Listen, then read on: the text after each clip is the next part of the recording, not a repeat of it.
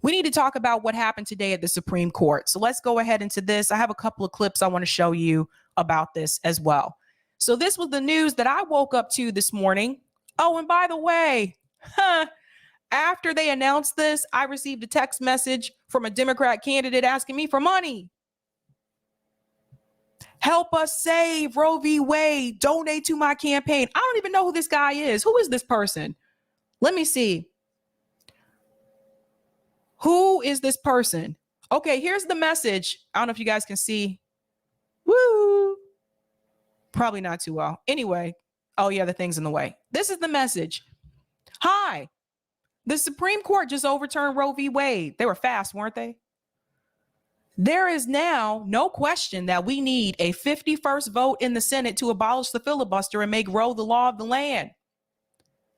Mandela Barnes will be the 51st vote, but he won't get the chance to cast that vote unless we win in Wisconsin. Again, I don't even know who the hell this is, okay? Can you please make a $3 contribution to elect Mandela Barnes to the Senate? We need him to be the deciding vote to end the filibuster and codify Roe into law. No, I cannot donate $3 to Mandela, whoever the hell he is. No, I can't. Sorry, you're not getting my money again. Instead of donating to politicians, because you guys might be getting these messages and these emails as well, donate that money to some type of abortion fund. And they're going around. I've already seen them on Facebook and Twitter. Donate your money to that. Because even if this dude, whoever he is, even if he wins, they're going to come. It's going to be another reason why they can't end the filibuster. Watch. It'll be somebody else who will be the rotating villain. So no, keep your money in your pocket or donate it to an abortion fund. But let's go ahead and get into this story. So the Supreme Court has voted to overturn abortion rights. Draft opinion shows. Here we go. The Supreme Court has voted to strike down the landmark Roe v. Wade decision, according to an initial draft majority opinion written by Justice Samuel Alito, circulated inside the court and obtained by Politico. Man, Politico was on it. Have you guys noticed that? Politico, as soon as a story comes out, they're like, boom, write that article in 5 minutes. The draft opinion is a full-throated, unflinching repudiation of the 1973 decision, which guaranteed federal constitutional protections of abortion rights, and a subsequent 1992 decision, Planned Parenthood versus Casey, that largely maintained the right. Roe was egregiously wrong from the start. Now that comes from Alito. We hold that Roe and Casey must be overruled. It is time to heed the Constitution and return the issue of abortion to the people's elected representatives. And that was the first draft there. Now I want to go down here. It's really sad, you guys.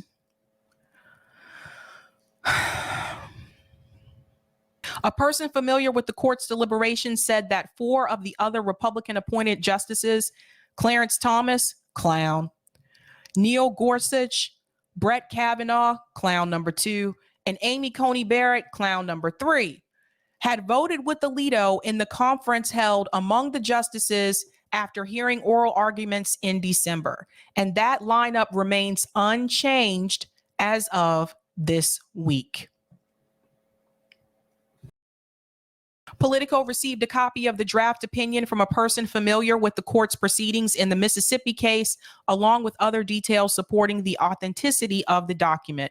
The draft opinion runs 98 pages, including a 31-page appendix of historical state abortion laws. The document is replete with citations to previous court decisions, books, and other authorities, and includes 118 footnotes. The appearances and timing of the draft are consistent with court practice.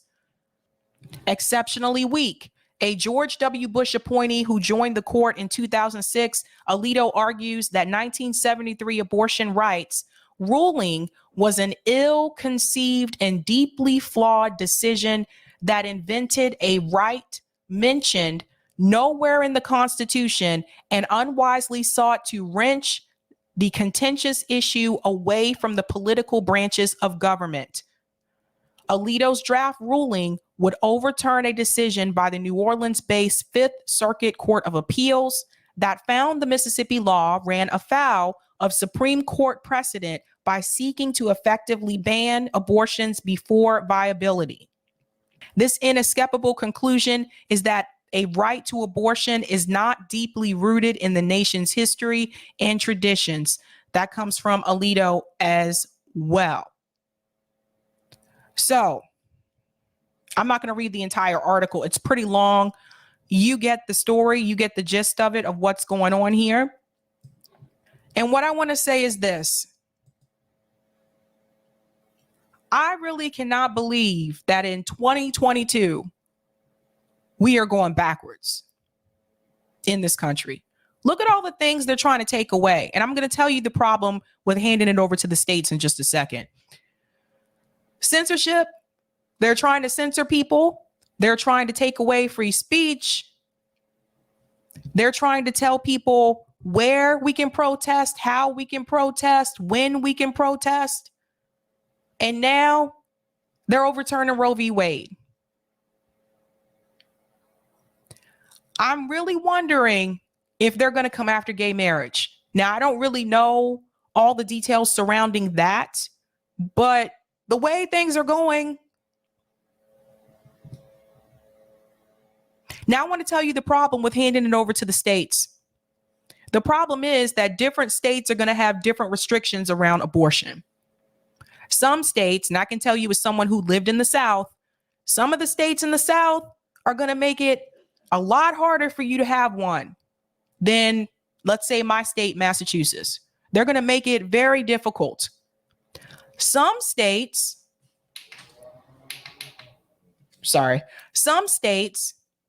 may make it a criminal activity. They may criminalize abortion. Then you can say, well, tell that woman not to have an abortion in that state. Okay, now she travels across state lines and has an abortion in another state. But her home state can make it criminal for you to cross state lines and get an abortion in another state. This is what I think some people are not thinking about. The women that are going to be the most affected by this are going to be women who are poor, women who are working class, and women who are Black. Let's just keep it real. Wealthy women are not going to have an issue with this so much. They may be not happy with the decision, but they'll find ways to have an abortion in a safe manner. If you have the money, they can go to Canada, they can go to Mexico, they can go to another country and get a safe abortion because they have the money to afford to do it. This is a class issue. And see, for years, this has been painted as a left-right issue. But it's really a class issue when you really deeply look at it. And it's really sad. This is why I don't support turning it over to the states, because I already know what's going to happen. So how does that work out for people who don't have the money? How does it work out for someone who's sexually assaulted and gets pregnant? And some of you are going to say, oh, well, no state is going to make them require have that baby. I've lived in some of these states, I'm telling you. This is also a healthcare issue. Abortion is a part of healthcare. This is not going to stop women from having abortions. Even when abortions were illegal, they were still having them. My biggest concern is that for the women who are poor and working class, they're not going to be able to have safe abortions. They're going to put their own lives at risk. This is the problem.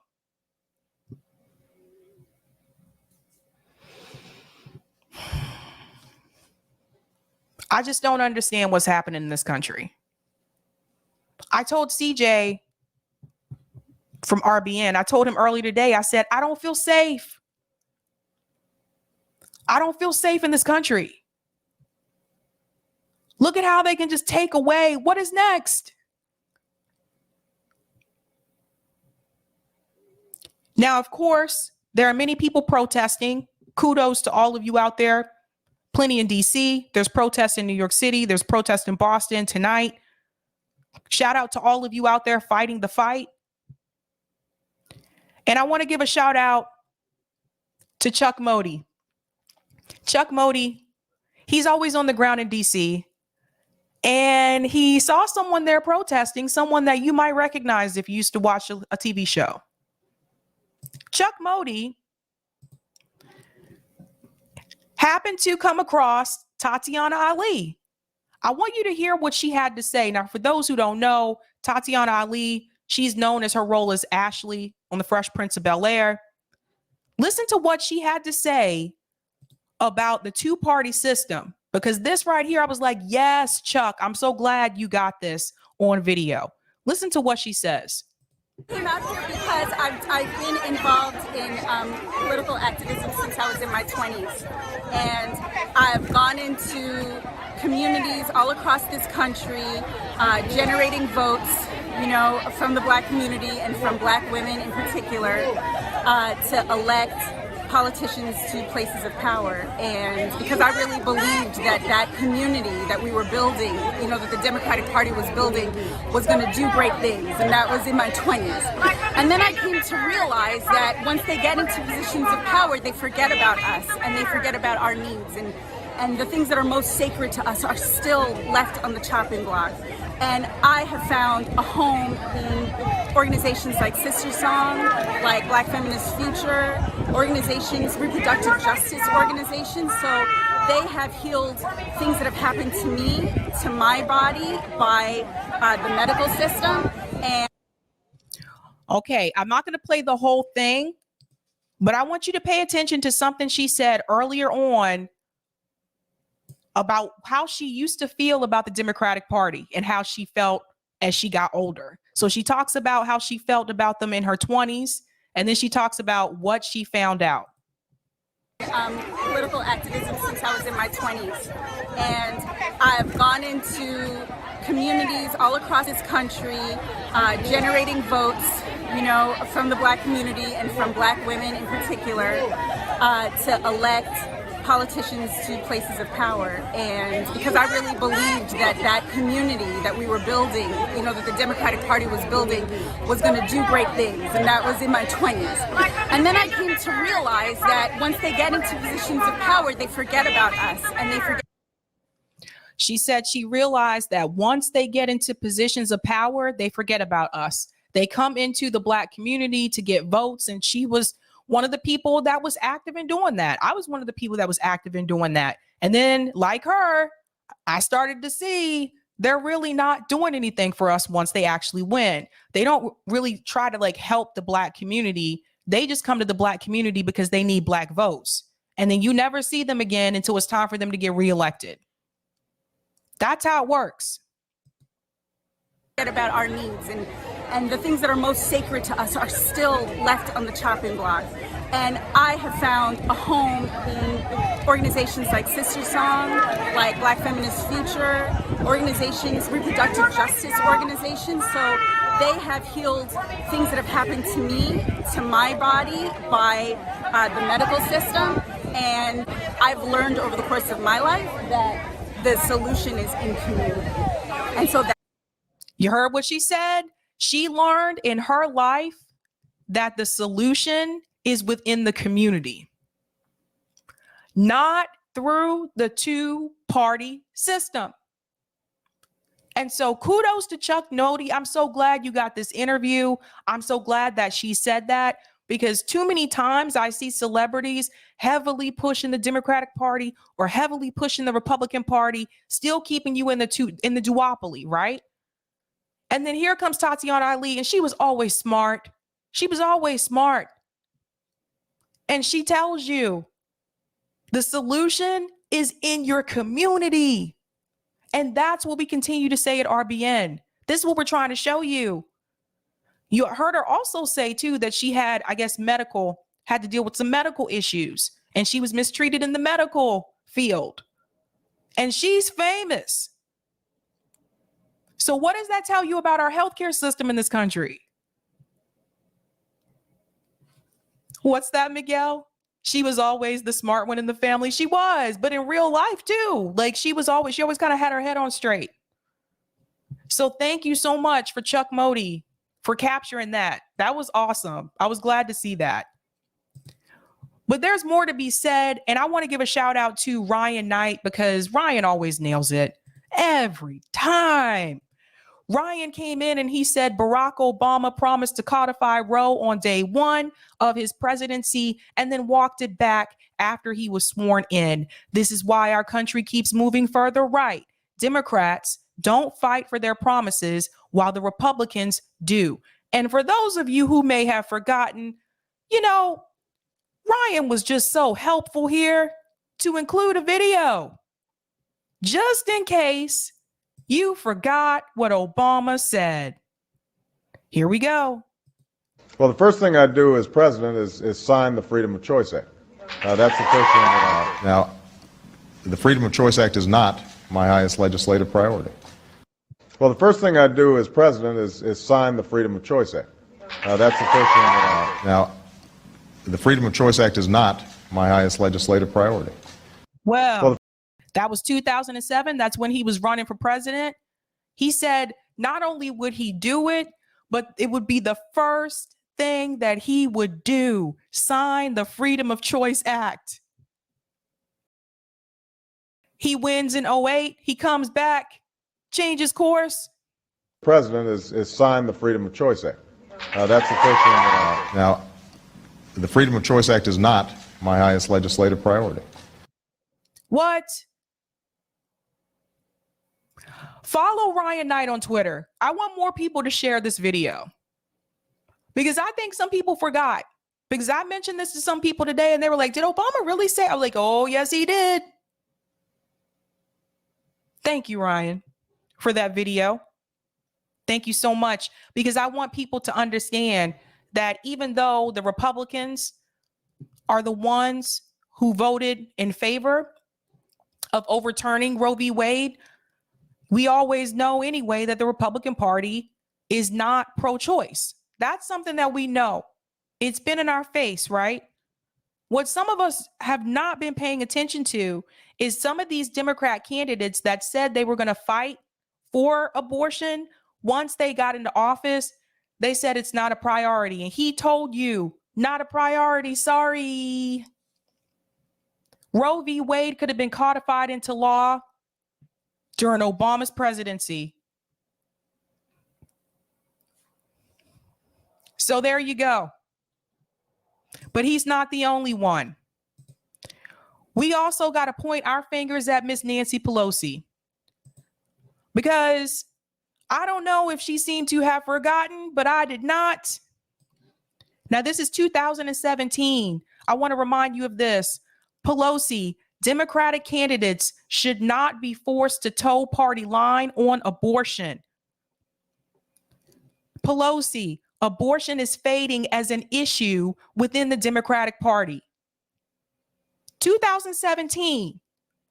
So this is years after Obama presidency. In 2017, Trump is the president. What also happened? So you had a Republican president. Here you are, part of the Democratic Party, and you're saying abortion is a fading issue. And then just like that, Trump brought in Amy Barrett, and we all knew what she was brought in to do. So the Democratic Party, they sat on this issue for years. I'm going to show you a little speech by her today, too, which is pretty funny because she looks like a clown now. For years. She went on to say, this is the Democratic Party. This is not a rubber stamp party. I grew up, Nancy D'Alessandro, in Baltimore, Maryland, in Little Italy, in a very devout Catholic family, fiercely patriotic, proud of our town and heritage, and staunchly democratic. most of those people, my family, extended family, are not pro-choice. You think I'm kicking them out of the Democratic Party? If that was not foreshadowing, because what else has Nancy done recently? She flew to Texas with Jim Clyburn to support Henry Cuellar, who is anti-choice, over the candidate who was pro-choice. Now, Nancy Pelosi, she wants to get up here with this corny ass speech as if we have all forgotten.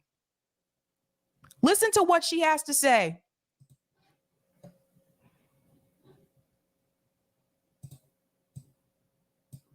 This woman is a clown show. Look at her face. That's the face of guilt. This woman looks guilty. She has some nerve. This is deadly serious, but we are not going to let this pass. A woman's right to choose, reproductive freedom, is on the ballot in November. We cannot allow them to take charge so that they can institute their goal, which is to criminalize reproductive freedom, to criminalize it. Right now, they're saying in states that why is her face, her jaw so tight? Why is her jaw so taut? It's like they can arrest doctors and all the rest. What is happening here? What is happening here? A woman's fundamental health decisions are her own to make in consultation with her doctor, her faith, her family, not some right-wing politicians that Donald Trump and Mitch McConnell packed the court with. While Republicans seek to punish and control women, Democrats will keep fighting ferociously to enshrine Roe v. Wade into law. When were you fighting, Nancy? Let it finish. I'm going to come back in. Of the land. This cruel ruling is outrageous and heart-wrenching, but make no mistake, again, it's all on the ballot in November. The Supreme Court has ended a constitutional right. This is 50 years proclaimed a constitutional right. What happened today was historic in many respects. Historic in that it had not recognized a constitutional right and then reversed it. This is a first. Let's pay attention to something she said here. This is deadly serious, but we are not going to let this pass. A woman's right to choose, reproductive freedom, is on the ballot in November. And that's what this was all about. And what did I tell you a couple of weeks ago? That I honestly believed that this was a card that the Democratic Party held in their back pocket for when they needed it the most. And I believe that's the reason why they didn't codify Roe v. Wade into law when they had opportunities to do so. Now they see that Joe Biden is tanking in the polls and he continues to decrease and decline. They see that people are not happy with the current Democrat leadership.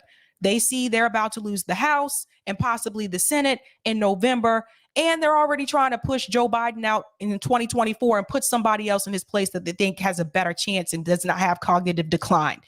This was all a part of the plan.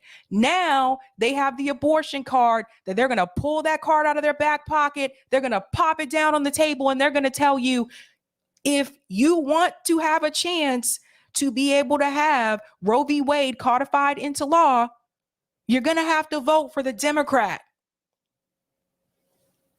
And this is the game that they continue to play with us. They hold our rights hostage from us to get a vote. How fucked up can you be? That is so cruel. This is what they're doing. They have nothing else. They have nothing else, you guys. What have they done? They won't give you health care. They don't want to give you paid parental leave. They don't want to give you a living wage. They wouldn't even raise the minimum wage to $15 an hour. They have nothing. This is what they had to use. Oh, well, you mean to tell me you didn't know when Amy Coney Barrett came in and she was put on the Supreme Court, you knew exactly what she was put there to do? How could you sit all this time and do nothing? And they sat on their hands and they waited. And now they're trying to play the American people. And oh, wait for it, by the way. Wait for it, by the way, because I'm going to tell you right now, you know what else is going to happen? For all of you that say, we're not voting in the two-party system, or I don't want to vote for Democrats. And I'm letting you know right now, I'm not voting in the two-party system. So they're already going to blame me, but I'm used to taking the heat. But I want to warn you, you know what's going to happen? People are going to shame you. They're going to smear you and say, you're going to be the reason why women don't get their rights back. Watch. They do it every time. They use some type of fear against you to make you feel guilty. I know, because that's exactly why some people voted for Hillary Clinton, even though they hated Hillary Clinton. You better vote for Hillary, otherwise we're going to get Trump. We got Trump any damn way. Better not vote for Bernie Sanders. He's not going to be able to beat Trump, and then you get Trump again. So we got Joe Biden. How's that working out?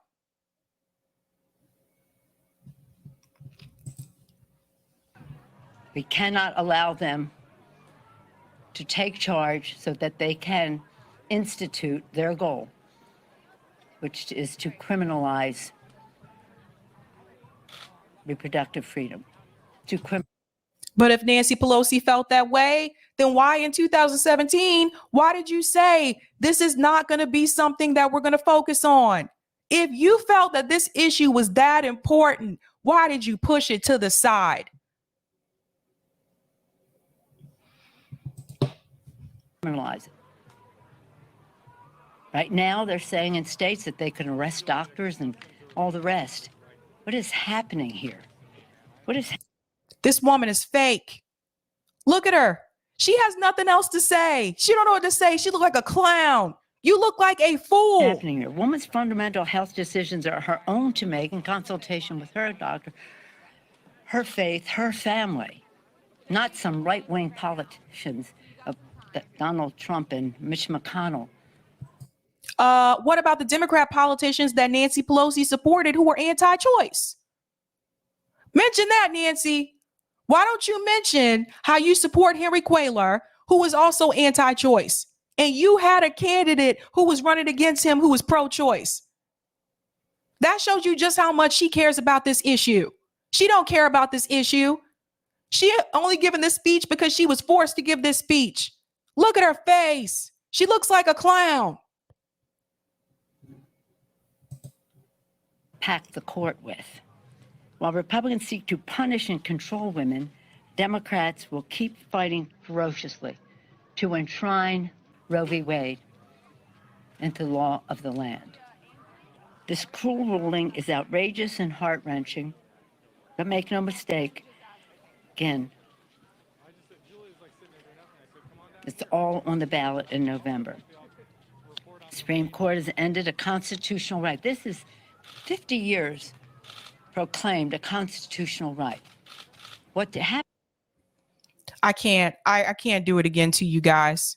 Again, all on the ballot in November. That's what this is all about. That's how they're going to keep you in the Democratic Party. That's what this is all about. There's no other thing we should do right now other than hit the streets.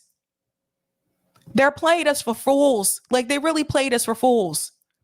We got to get out in the street. That's it. We need a general strike. I've said this before. There's more. Because there's something that I do want to remind everyone in case you may have forgotten. And thank you so much for this, Mr. Holding Biden Accountable. He makes a very good point. If you're upset about the recent Supreme Court rulings and you're wondering how we got here, Google Joe Biden and Anita Hill. And I'm glad he posted this because there is something I do want to remind everyone. The reason why Clarence Thomas is sitting on the Supreme Court is because Joe Biden would not let Anita Hill's witnesses testify. It was him. He was the one who prevented them from speaking, and Anita Hill had evidence against Clarence Thomas. If you go back and you watch those hearings and you watch the way that Joe Biden treated Anita Hill, it's absolutely disgusting. I don't know how Anita Hill feels today. I do know she's also in Massachusetts like me. I tried to get in touch with her one time before because I would really like her to come on for this conversation. I don't know. Maybe she's not allowed to talk about it anymore. I don't know. But the reason why Clarence Thomas is there and he was there to make that vote is because of Joe Biden, him. So I just want to remind you, when you're talking about women's rights, the right for an abortion, I want to remind you that Clarence Thomas sexually harassed Anita Hill in the workplace multiple times. She had witnesses and she had evidence. Clarence Thomas does not value women. Clarence Thomas gives zero fucks about treating women with any kind of respect or decency. Oh, and his wife knew about it. I'm going to add that piece in there too. This is what I keep telling people. A lot of these things, a lot of the problems and issues that we have right now, if you do the research, they lead back to Joe Biden.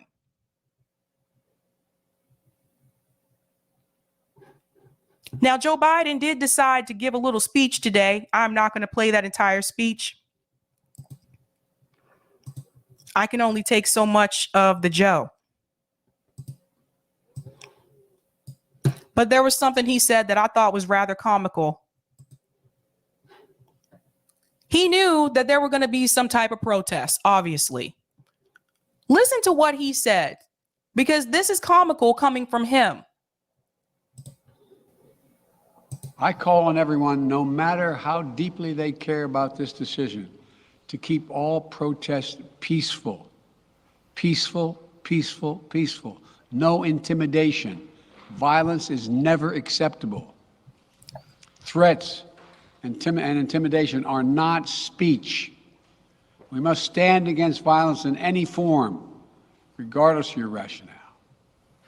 I call on everyone, no matter how deeply they care about this decision, to keep all protests peaceful. Peaceful, peaceful, peaceful. No intimidation. Violence is never acceptable. Threats and intimidation are not speech. We must stand against violence in any form, regardless of your rationale. Let's talk about something for a second. You know, it was really interesting to me that this came from Joe Biden. That remark that violence is never acceptable. That was interesting. This coming from someone who has spent his entire political career inflicting violence on the American people. This coming from the same man who spent years inflicting violence on Black communities because of his crime bill. This comes from the man who inflicted violence on women himself. Somebody call Tara Reid. The same man who wouldn't even let Anita Hill's witnesses testify. So no, Joe, you don't get, first of all, you really don't get to tell us how to handle a damn thing when it comes to this situation. You're going to tell other people to be peaceful. When have you been peaceful to us? He's been a politician for over 40 years. What has he done? Zero respect for women. You can't keep your hands off kids' hair. And you preaching on the floor that you don't care about Black communities, about the people where they came from and what kind of upbringing they had. You wanted them off the streets. You said you did not care. And right now, he's inflicting economic violence on all of us. Every other week, he's giving more and more money to Ukraine. but he can't give us anything here to the American people. That is economic violence. And I want all of you to understand that. Food shortage, baby formula shortage. We all don't have health care. People are boggled down with medical debt, student loan debt. America is crumbling. We are in late stage capitalism. So how can someone who spent decades inflicting violence upon people through legislation, which is even worse, by the way, how can he tell us how to behave now?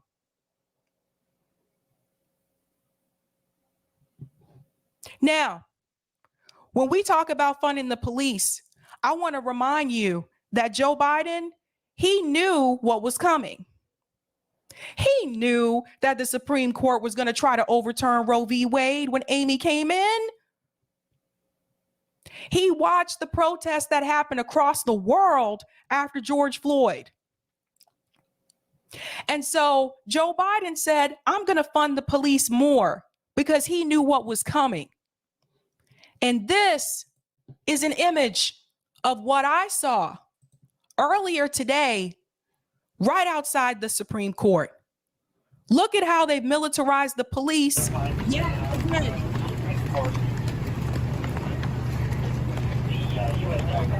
Look at that. Capitol Police. Doesn't that look familiar? Capitol Police. Look, they had buses. They had riot gear. Capitol Police. Remember when there was that legislation that went through where they wanted to fund the Capitol Police more and it passed and the squad sat up there and voted for it? This is what they wanted. He knew what was coming. He was preparing you. Look. What is this?